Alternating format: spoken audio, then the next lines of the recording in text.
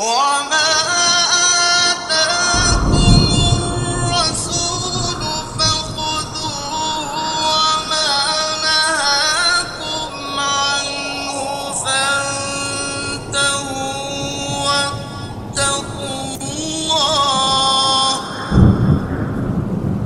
إن الله شديد العقاب. السلام علیکم ورحمۃ اللہ وبرکاتہ. نحمدہ ونصلی علی رسولہ الکریم. اشہد ان لا الہ الا اللہ وحدہ لا شریک لہ واشہد ان محمدا عبدہ ورسولہ. اما بعد. آج کے درس کا موضوع ہے امام اجلی رحمہ اللہ اور ان کی کتاب معرفت الثقات. امام اجلی رحمہ اللہ کا مکمل نام احمد بن عبداللہ بن صالح العجلی ابو الحسن الکوفی ہے. آپ 182 ہجری میں پیدا ہوئے اور 261 ہجری میں وفات پائی. اللہ تعالیٰ نے ان سے بھی جرح و تعدیل میں کام لیا. ان کی ایک مشہور و معروف کتاب معرفت الثقات کے نام سے 2 جلدوں میں مطبوع ہے. اس امام اجلی رحمہ اللہ کے حوالے سے 2 غلطیاں عام پائی جاتی ہے. آج کے درس میں ان 2 غلطیوں کا ازالہ کرنے کی کوشش کریں گے. پہلی بات یہ ہے کہ امام اجلی رحمہ اللہ نے جو کتاب لکھی، کیا وہ صرف ثقہ راویوں پر مشتمل تھی؟ یہ ہمارے ہاں یہ مشہور ہے کہ جس طرح امام ابن حبان نے الثقات لکھی صرف ثقہ راویوں پر مشتمل، اسی طرح یا ایسے کہنا چاہیے کہ امام ابن حبان سے پہلے سب سے پہلے جس شخص نے صرف ثقہ راویوں پر مشتمل کتاب ترتیب دی انہیں امام اجلی کہا جاتا ہے. یہ بعض علماء نے بات نقل کی ہے، جبکہ جب ہم یہ دیکھتے ہیں، غور کرتے ہیں تو یہ بات درست نہیں ہے. امام اجلی رحمہ اللہ نے صرف ثقہ راویوں پر مشتمل یہ کتاب ترتیب نہیں دی تھی. اس کتاب کا مکمل نام یہ ہے. آپ نام پر غور کریں اور پھر ابھی فیصلہ ہو جائے گا کہ یہ کتاب صرف ثقہ راویوں پر ہے یا کہ اس میں ضعیف اور دیگر راوی بھی موجود ہیں. کتاب کا نام ہے معرفت الثقات من رجال اہل العلم والحدیث ومن الضعفاء وذکر مذاہبہم واخبارہم. جہاں اس کتاب میں ثقہ راویوں کی معرفت پر بحث ہوگی، ثقہ راویوں پر بحث ہوگی، وہاں ضعیف راویوں پر بھی بحث ہوگی. کتاب کے نام میں جہاں ثقات کا لفظ ہے وہاں ضعفاء کا بھی لفظ ہے کہ ثقہ اور ضعیف راویوں پر مشتمل یہ کتاب ہے. اکثر راوی ایسے ہیں اس کتاب میں کہ اس میں امام اجلی رحمہ اللہ نے توثیق کی ہے، لفظ ثقہ بولتے ہیں.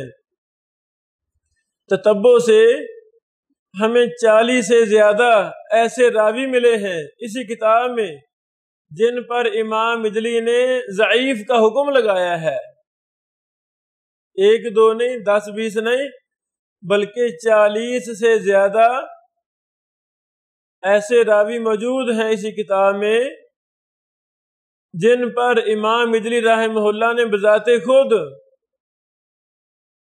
ان کے ضعیف ہونے کا حکم لگایا ہے۔ کچھ مثالیں میں پیش کرنا چاہتا ہوں۔ مثلا اسماعیل بن ابان کوفی کو امام مجلی نے کہا ضعیف الحدیث، رقم و ترجمہ 85۔ اشعث بن سوار کوفی کو کہا ضعیف، رقم و ترجمہ 109۔ اشہل بن حاتم بصری کو کہا ضعیف، رقم و ترجمہ 111۔ اور بھی مثالیں ملتی ہیں، 40 سے زیادہ ایسے راوی ہیں امام مجلی نے بذات خود ان کے ضعیف ہونے کا حکم لگایا ہے۔ اور 2 ایسے راوی بھی موجود ہیں اسی کتاب میں جن کو امام مجلی رحمہ اللہ نے کذاب کہا ہے، کذاب۔ مثلا حیثم بن عدی طائی، امام مجلی نے کہا کذاب، رقم ترجمہ 1924۔ معلی بن ہلال، اس کے بارے میں امام مجلی نے فرمایا کذاب، رقم ترجمہ 1764۔ اس سے یہ بات واضح ہو گئی کہ امام مجلی رحمہ اللہ نے جو یہ کتاب ترتیب دی، اس میں انہوں نے صرف ثقہ راویوں کا اہتمام نہیں کیا۔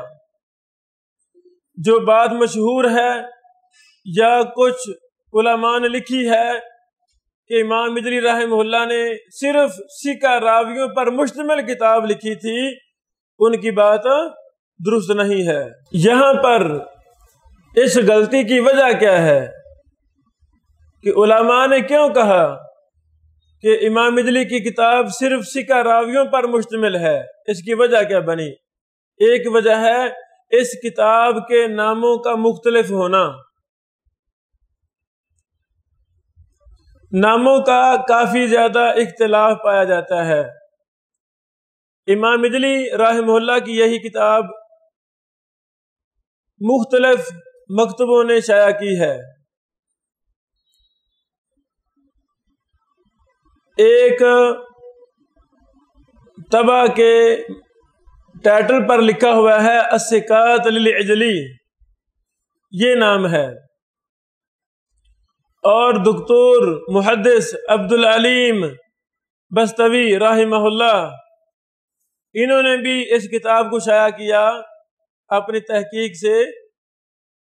اس میں نام لکھا ہے معرفت الثقات من رجال اہل العلم والحدیث ومن الضعفاء وذکر مذاہبہم واخبارہم۔ انہوں نے مکمل نام کتاب کا لکھا، تو اس میں ثقات کا لفظ بھی ہے، ضعفاء کا لفظ بھی ہے، ثقہ راوی بھی ہیں، ضعیف راوی بھی ہیں۔ اصل یہ کتاب کسی اور ترتیب پر تھی۔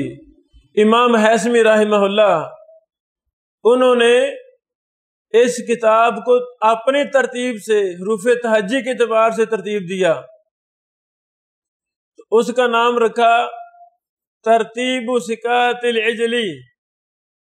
امام حیثمی صاحب نے ترتیب ثقات العجلی کا نام دیا، اس کے ٹائٹل پر موجود ہے۔ ایک ہیں علامہ سبکی، تقی الدین سبکی رحمہ اللہ، جب انہوں نے اس کتاب کو ترتیب دیا حروف تہجی کے اعتبار سے، تو انہوں نے کتاب کے ٹائٹل پر کیا نام لکھا؟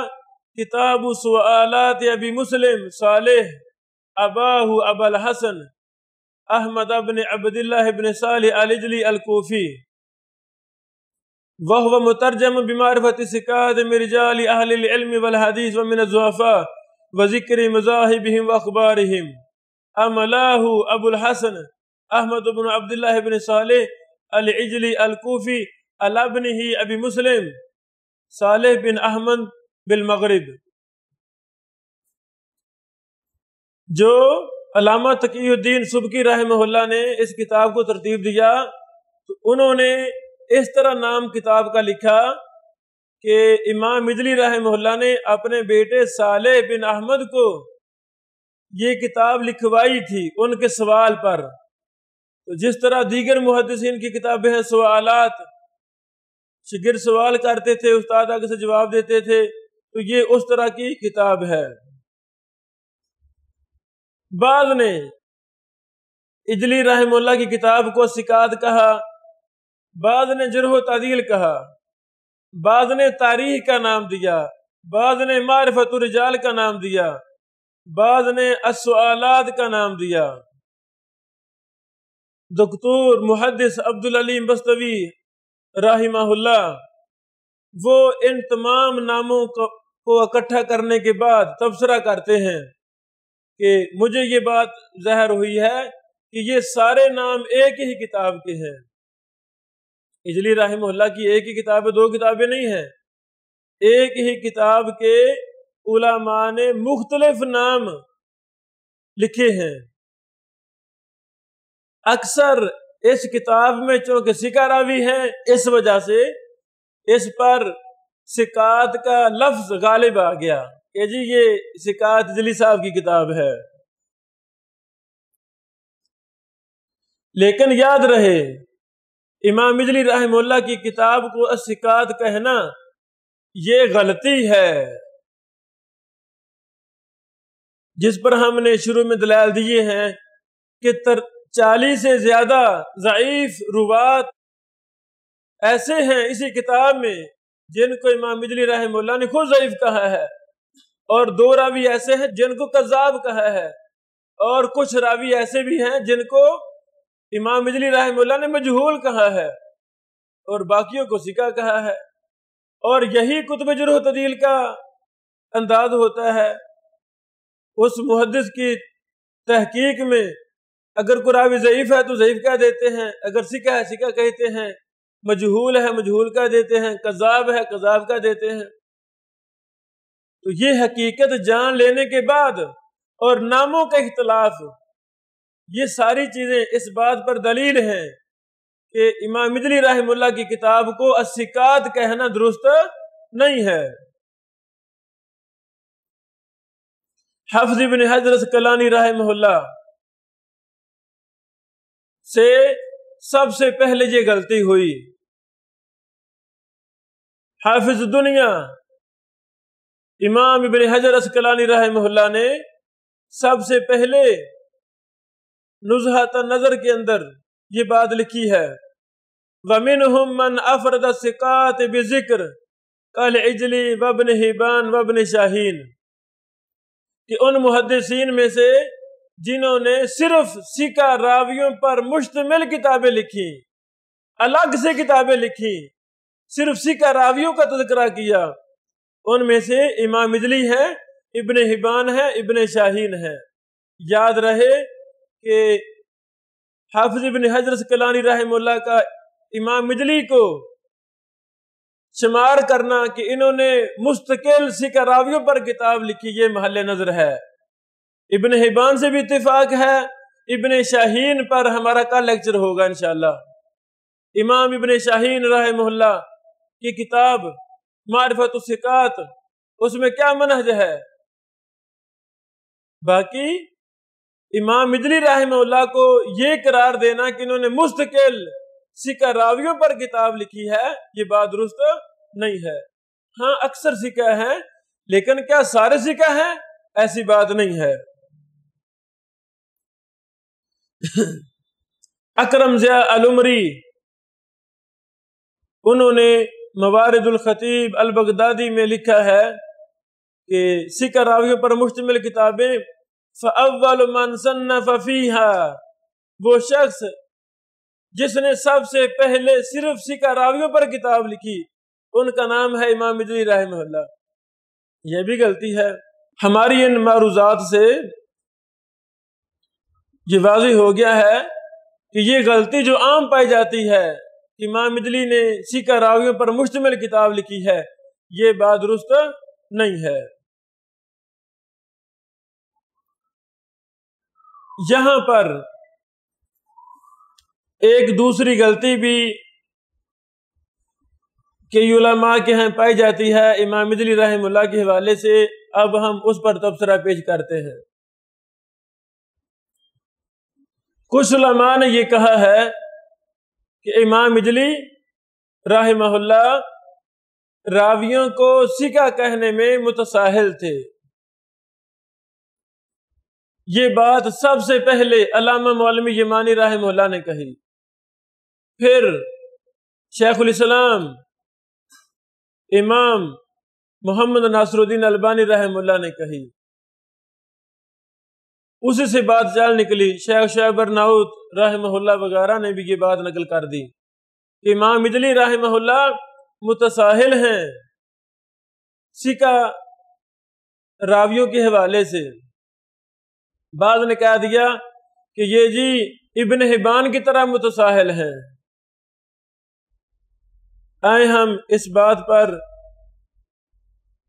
تفصیل سے مناقشہ پیش کرتے ہیں کہ آیا امام مجلی رحمہ اللہ کیا متساہل تھے راویوں کی توثیق کے حوالے سے؟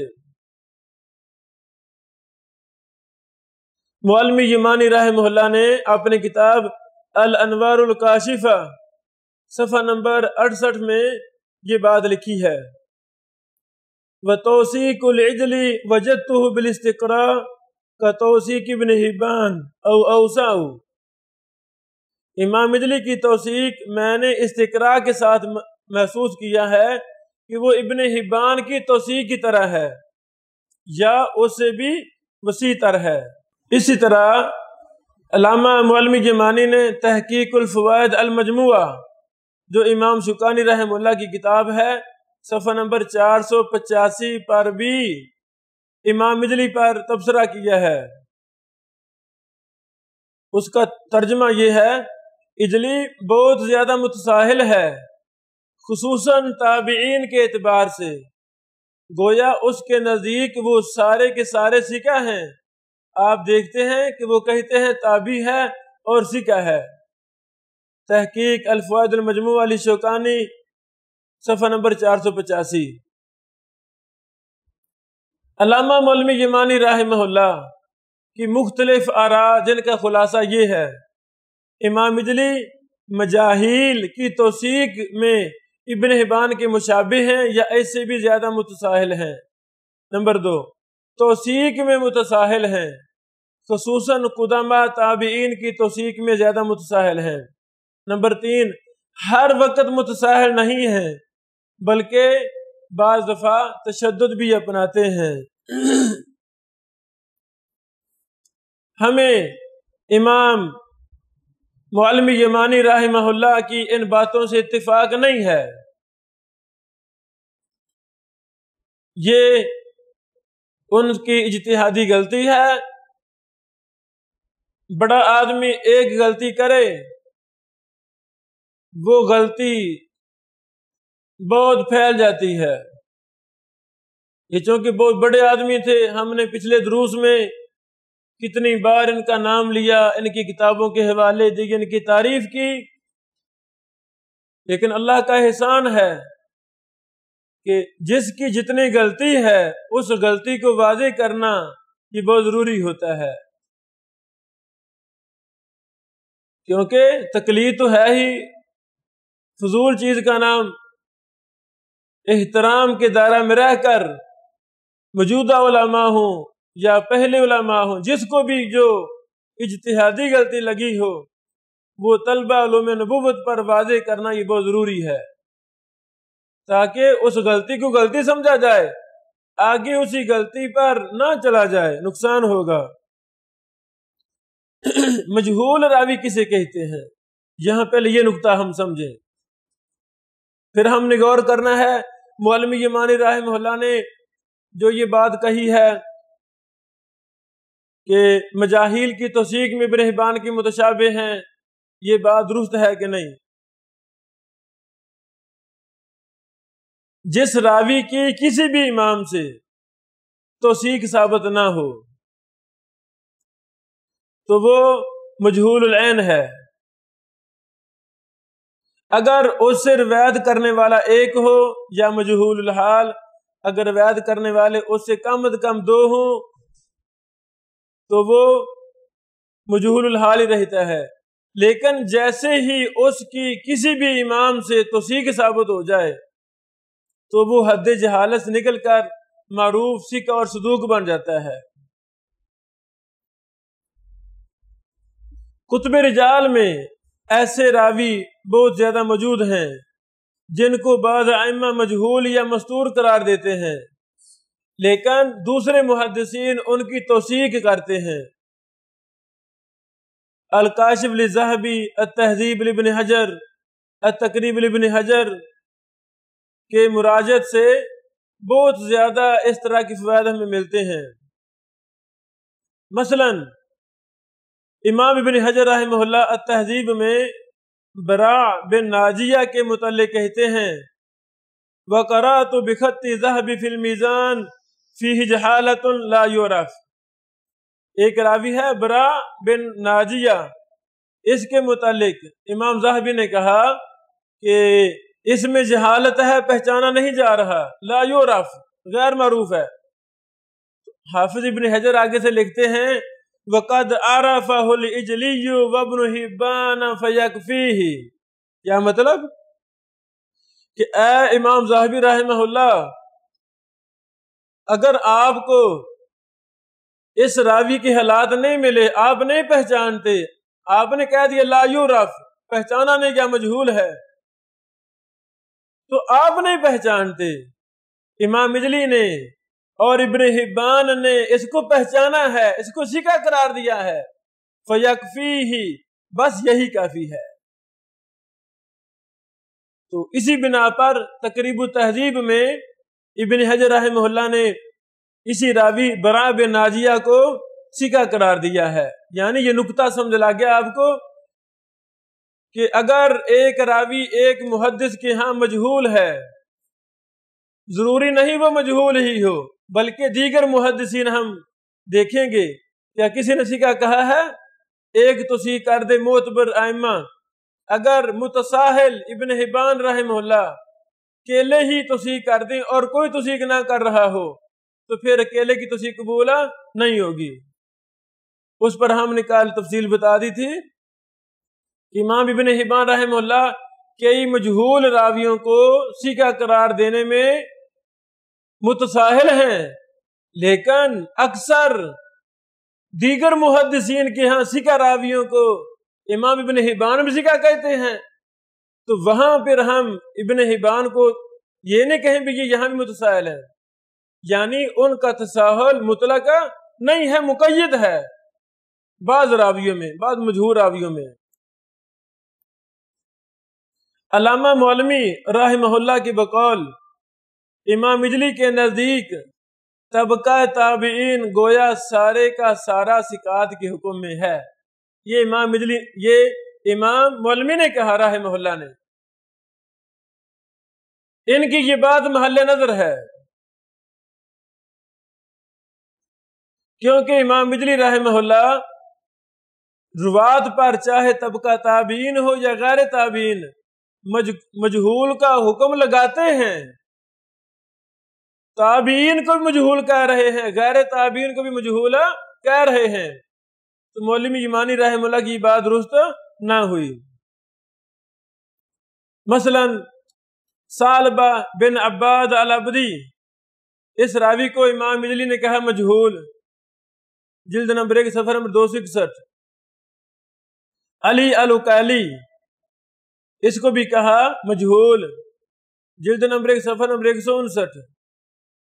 یحییٰ بن عباد السعدی، اس کو بھی کہا مجہول، جلد نمبر 2 صفحہ نمبر 354۔ اسی طرح شعیب بن میمون الواسطی کو بھی کہا ہے مجہول۔ مکتبہ محب اللہ شاہ راشدی رحمہ اللہ، وہاں پر امام مجلی رحمہ اللہ کی کتاب کا قلمی نسخہ بھی موجود ہے، جو پاکستان میں شاید اور کہیں نہیں ہے۔ پیر جنڈا نیو سعید آباد سے مین روڈ پر جائیں 3-4 کلومیٹر پر یہ گاؤں ہے پیر جنڈا، جو محدثین کا گاؤں ہے۔ اللہ اکبر۔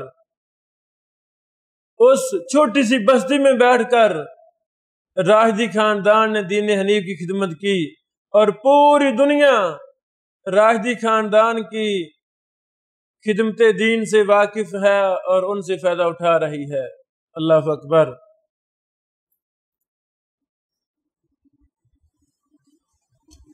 امام مجلی رحمہ اللہ نے اپنی کتاب کو جو اصل میں ترتیب دیا تھا وہ ترتیب اس طرح تھی: بصری تابعین، الحجازیون، المدنیون، المکیون، الحجازیون، الیمامیون، المصریون وغیرہ، یعنی انہوں نے اس انداز میں ترتیب دی تھی۔ تو بعد میں علامہ سبکی نے ایک ترتیب دی، علامہ ہاشمی نے ترتیب دی، وہ ترتیب اصل کتاب سے مختلف ہے۔ انہوں نے اسہل احسن بنانے کے لیے حروف تہجی کے اعتبار سے سب کو ترتیب دے دیا، تاکہ طلبہ علوم نبوت اور علماء محققین محدثین راوی پر جلد از جلد پہنچ سکیں اور حکم علوم کر سکیں۔ امام مجلی کی کتاب میں کل راوی 2391 ہیں۔ اگر امام صاحب کو متساہل تسلیم کر لیا جائے کہ وہ مجاہیل کی توثیق کرتے ہیں، خصوصاً طبقہ تابعین کی، تو پھر اس میں امام صاحب کا اپنا کیا کمال رہا کہ ائمہ حدیث تو ان کو رواد کی جرح و تعدیل میں امام احمد، امام یحییٰ بن معین جیسا بلند مرتبہ سمجھتے ہیں۔ اللہ اکبر۔ یعنی امام ابن معین، امام احمد بن حنبل جو بہت بڑے جرح و تعدیل کے امام تھے، ان دونوں بزرگوں کی حوالے سے لوگوں نے کہا، محدثین نے کہا کہ ہم نے امام اجلی رحمہ اللہ کو امام احمد اور امام ابن معین جیسا پایا ہے۔ اللہ اکبر۔ حافظ ذہبی رحمہ اللہ لکھتے ہیں وَهُوَ كِتَابٌ مُفِيدٌ، کہ اجلی رحمہ اللہ کی کتاب بڑی مفید ہے۔ تذکرۃ الحفاظ جلد نمبر 1 صفحہ نمبر 560۔ اسی طرح سیر اعلام نبلا جلد نمبر 11 صفحہ نمبر 506 میں بھی انہوں نے لکھا ہے وَلَهُ مُصَنَّفٌ مُفِيدٌ فِي الْجَرْحِ وَالتَّعْدِيلِ، کہ ان کے لیے جرح و تعدیل میں بڑی مفید کتاب ہے۔ امام صفدی نے بھی اس کتاب کی بڑی تعریف کی ہے، بلکہ لکھا ہے وَهُوَ كِتَابٌ يَدُلُّ عَلَى إِمَامَتِهِ، امام مجلی کی کتاب ایسی کتاب ہے جو ان کی امامت پر دلالت کرتی ہے۔ اگر متساہل ہوتے تو کوئی تو کہتا نا متساہل ہیں۔ علامہ مولوی یمانی رحمہ اللہ سے پہلے کسی نے بھی امام مجلی رحمہ اللہ کو متساہل نہیں کہا۔ الوافی بالوفیات جلد نمبر 7 صفحہ نمبر 79۔ امام مجلی رحمہ اللہ کی کتاب کا جب ہم مطالعہ کرتے ہیں تو ہمیں کئی ایک ایسے تابعین کا تذکرہ، ایسے رواد کا تذکرہ ملتا ہے جن پر امام مجلی رحمہ اللہ خاموشی اختیار کرتے ہیں۔ جب بھی کوئی محدث کسی راوی کی توثیق یا تضعیف میں متردد ہے یا کوئی اور وجہ ہے تو اس پر خاموشی اختیار کر لیتا ہے کہ طالب علم بعد میں دیگر محدثین کے قوال دیکھ کر وہ فائنل کر لے گا صحیح یا ضعیف۔ احمد بن شبوہ المروزی خاموشی اختیار کی اس پر، ابراہیم بن اکرمہ، ابراہیم بن مرزوق، ابراہیم سعدی، اظہر بن جمیل، رافع بن ابی رافع الطائی وغیرہ وغیرہ تابعین پر اور عام رواد پر خاموشی اختیار کر رہے ہیں امام مجلی رحمہ اللہ۔ ان رجال میں کچھ ایسے روات بھی ہیں جو مشہور ثقات ہیں اور کچھ ایسے ہیں جو ضعیف ہیں. ان پر امام اجلی رحمہ اللہ خاموشی اختیار کر رہے ہیں. اجلی رحمہ اللہ کی معرفت الثقات کے نسخے کے اندر کمی واقع ہے، مکمل باضابطہ نسخہ نہیں ہے، بلکہ اس میں بھی کمی واقع ہے، نقص لازم ہے اس میں. مثال کے طور پر بعض دفعہ ایک ہی راوی کا کئی بار ذکر ہے اس کتاب میں. مثلا ایک راوی ہے عمر بن سفینہ، جلد نمبر 2 صفحہ نمبر 169 میں ذکر ہے. دوسری جگہ پر عمر بن سفینہ، پہلے عمر ہے، دوبارہ پھر عمر واو کے ساتھ عمر بن سفینہ ہے، جلد نمبر 2 صفحہ نمبر 177. تو اس طرح کچھ کمیاں کوتاہیاں بھی اس کتاب میں موجود ہیں، جس وجہ سے بھی بعض علماء نے متساہل ہونے کا امام اجلی پر حکم لگایا ہے. ابو معاذ حافظہ اللہ نامی ایک عرب شیخ ہیں، ابو معاذ نامی محقق ہیں. انہوں نے ملتقى اہل الحدیث، عربی زبان میں جو سب سے بڑا علماء محدثین کا فورم ہے انٹرنیٹ پر، جہاں پر علماء بحوث لکھتے ہیں، اوپن ہوتا ہے، میں بھی بات لکھ رہا ہوں، اگر میری بات غلط ہے تو آپ رد کر سکتے ہیں. تو وہاں پر ہزاروں کی تعداد میں عرب و عجم کے محدثین علماء موجود ہیں. وہاں مختلف علوم و فنون کی بحوث پر بحوث جاری ہے، میں بھی اس میں شریک ہوں. تو ابو معاذ حافظہ اللہ نے امام اجلی رحمہ اللہ کی کتاب پر بڑی دقت نظر سے ایک مقالہ پیش کیا. اس کے اندر انہوں نے کچھ نتائج نکالے ہیں، آخر میں خلاصہ کلام لکھا ہے. یہاں سے بھی آپ کو امام اجلی رحمہ اللہ کے امامت و جلالت اور متساہل نہ ہونے پر آپ کو ایک باتیں ملیں گی. مثال کے طور پر وہ راوی جن کو امام اجلی رحمہ اللہ نے ثقہ کہا ہے، وہ صرف تہذیب و تہذیب میں 1584 راوی ہیں. اللہ اکبر. کیا مطلب کہ ائمہ محدثین نے ان پر کتنا اعتماد کیا ہے. تہذیب و تہذیب نامی کتاب میں علامہ اجلی رحمہ اللہ نے جن راویوں کو ثقہ کہا ہے ان کی تعداد 1584 ہے.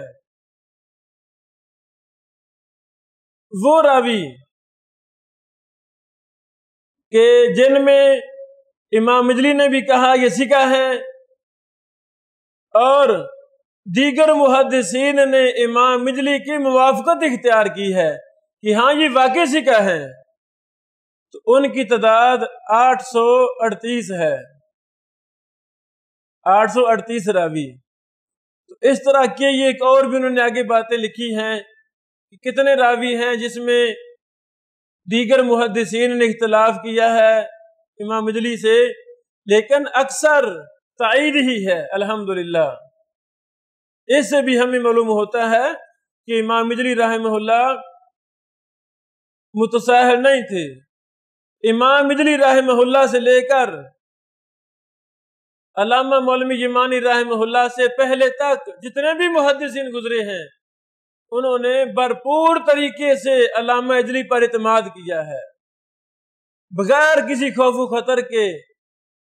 نہ ان کو متساہل کہا، نہ ان کو ان پر جرح کی، بلکہ جس طرح احمد بن حنبل رحمہ اللہ کے اقوال نقل کرتے تھے، ابن معین کے نقل کرتے تھے، امام بخاری کے نقل کرتے تھے، اسی طرح محدثین نے امام اجلی رحمہ اللہ کے اقوال جرح و تعدیل کو نقل کیا ہے اور معتبر سمجھا ہے. مثلا امام خطیب بغدادی، امام ابن عساکر، امام ابن تیمیہ، ابن جوزی، امام مزی، حافظ ذہبی، علامہ الحسینی دمشقی، ابن رجب، ابو زرع العراقی، ابن حجر، سخاوی، ابن قطان وغیرہ. امام ابن حجر اسقلانی رحمہ اللہ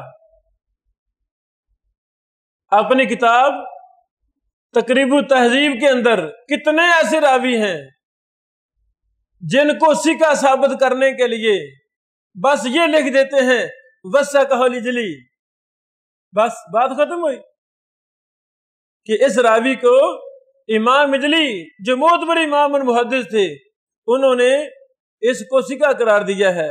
مثلا اس پر کئی ایک مثالیں یعنی موجود ہیں، اگر ان کے نام ذکر کرنے شروع کر دیں، کس کس راوی کی توثیق پر ابن حجر رحمہ اللہ نے صرف امام اجلی رحمہ اللہ کا حوالہ دیا ہے وثقہ الاجلی، تو بات کافی لمبی ہو جائے گی۔ اس طرح بعض دفعہ ایسے بھی ہوا ہے کہ امام ابن ابی حاتم رحمہ اللہ کسی راوی کو مجہول کہہ رہے ہیں لیکن امام اجلی اس کو ثقہ کہہ رہے ہیں، اس کی تصحیح کر رہے ہیں۔ امام ذاہبی رحمہ اللہ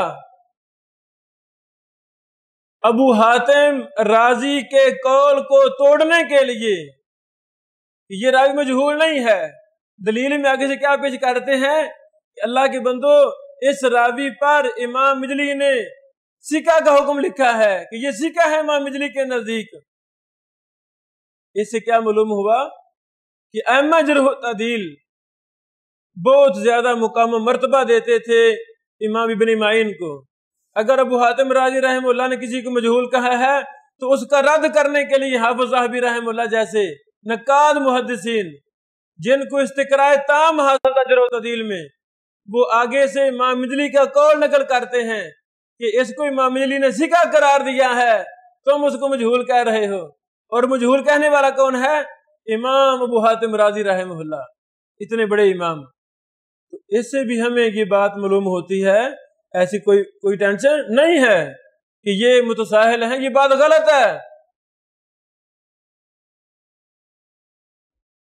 حافظ ابن حجر اسقلانی رحمہ اللہ ایک راوی پر لکھتے ہیں حدث ساری مقدمہ فتح الباری صفحہ نمبر 398 میں، لیس بمجہول، یہ مجہول نہیں ہے، من روا عنہ اربعۃ ثقات، اس سے 4 ثقہ راویوں نے روایت کیا ہے، وہ وثقہ الجلی، اور امام اجلی نے اس کو ثقہ کہا ہے۔ سعید بن حیان راوی امام ابن قطان نے ان کو مجہول کہا، اللہ اکبر، اور امام ابن قطان بہت بڑے جرح و تعدیل کے امام ہیں، انہوں نے کہا مجہول۔ تو حافظ ابن حجر اسقلانی رحمہ اللہ امام ابن قطان الفاسی کا رد کرتے ہوئے کیا لکھتے ہیں؟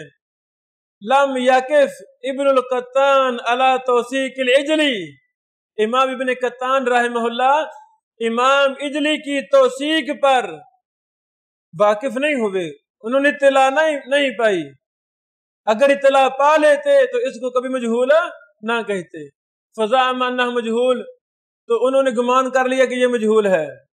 تہذیب و تہذیب جلد نمبر 2 صفحہ نمبر 18۔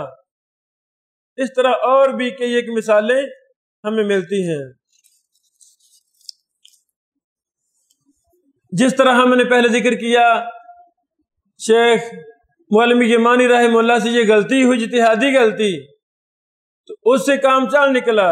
شیخ البانی رحمہ اللہ نے بھی اسی غلطی کو تسلیم کیا اور اسی پر ہی چلتے رہے۔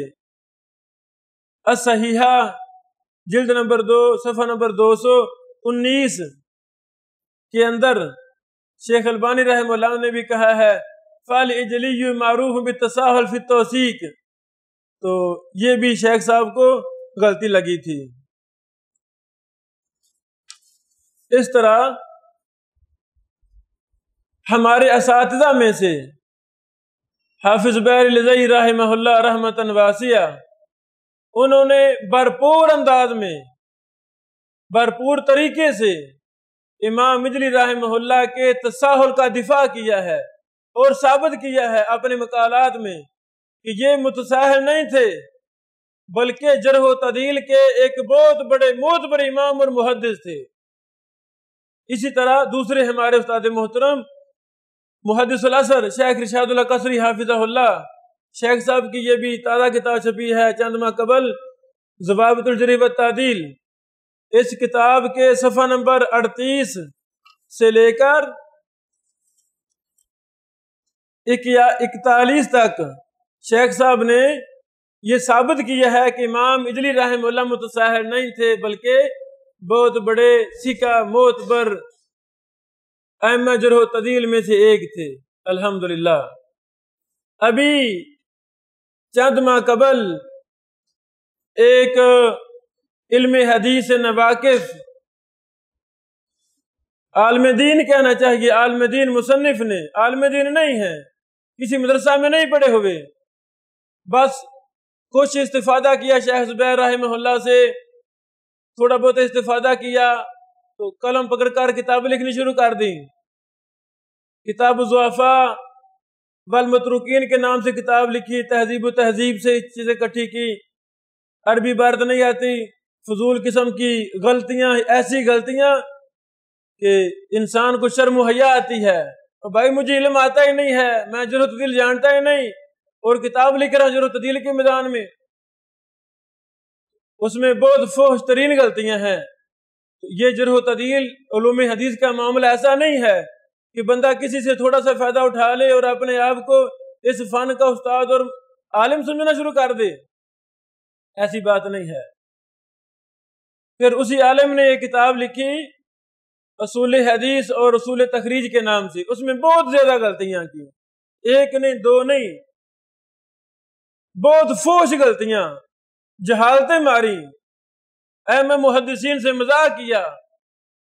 اس میں بھی انہوں نے یہ لکھا کہ علامہ اجلی رحمہ اللہ یہ متساہل ہیں، امام ابن حبان متساہل ہیں، جیسے ہم نے کل وضاحت کی ابن حبان رحمہ اللہ مطلق متساہل نہیں ہیں، ہاں ایک مسئلہ کے اندر مجہول راویوں کی توثیق میں وہ متساہل ہیں، ورنہ وہ بڑے معتبر امام تھے، ایسا کوئی مسئلہ نہیں ہے۔